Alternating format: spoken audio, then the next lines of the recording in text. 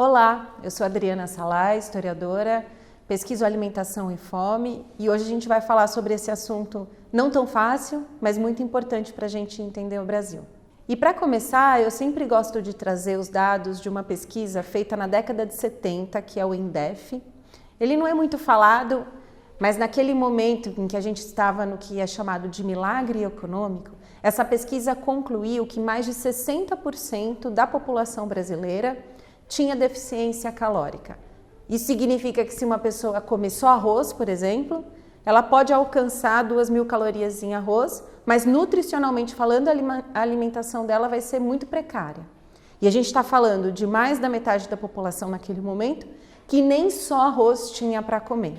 Ou seja, mais da metade do Brasil numa situação que hoje a gente consideraria de fome. Eu trago esses dados para falar que a fome, ela não é fruto da conjuntura atual, ela não é fruto da pandemia, ela é um problema histórico e estrutural no Brasil que está há séculos presente no nosso território. E que às vezes, por alguma conjuntura, esse problema se agrava ou esse problema é amenizado. Então hoje a gente vai analisar os dados da fome e depois falar sobre possíveis soluções. Tanto do Estado, do governo, qual é o papel do governo nas soluções contra a fome e qual é o papel da sociedade civil, o que a gente pode fazer enquanto esse problema ainda persiste no Brasil. E para começar a olhar o que aconteceu nos últimos 20 anos no Brasil, eu trouxe para vocês a compilação de várias pesquisas que foram feitas sobre segurança alimentar e insegurança alimentar. Na década de 70, lá quando foi feito o INDEF, esse termo ainda não era utilizado para pesquisar acesso à alimentação. Hoje a gente usa insegurança alimentar em 3 fases: leve, moderada e grave. E hoje a gente considera a fome apenas o último nível de insegurança alimentar, que é o grave. Isso significa que a família já está sem comer há pelo menos um dia porque não conseguiu ter acesso ao alimento. Não é jejum intermitente, não é nada disso. Ela não teve acesso e ficou um dia sem comer.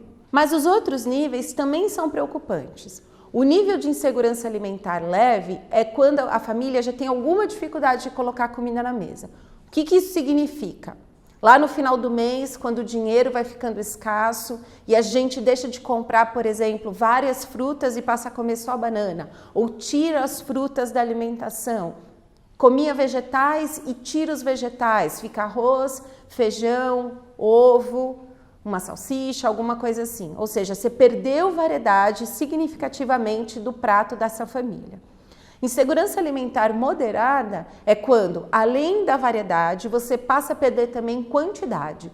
Então, uma família, por exemplo, lá do projeto Quebrada Alimentada, antes de acessar o nosso projeto, ela só tomava café da manhã e jantava. Ela fazia 2 refeições por dia. Provavelmente, se a gente medisse o nível de insegurança alimentar que essa família estava, daria insegurança alimentar moderada. A primeira vez que a sociedade brasileira mediu os níveis de insegurança alimentar foi em 2004.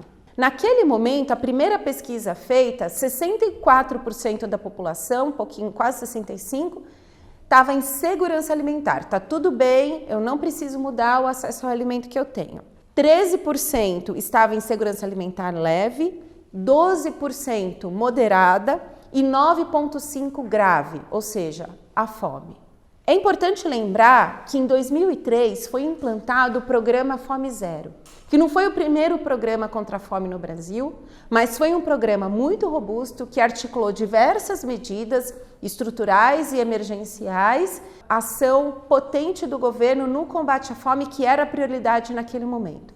A partir da EBIA, na Escala Brasileira de Insegurança Alimentar, que mede esses níveis, a gente consegue ver os avanços no combate à fome a partir dessas medidas. Em 2009, essa pesquisa foi feita novamente e a segurança alimentar aumentou para 69,6%.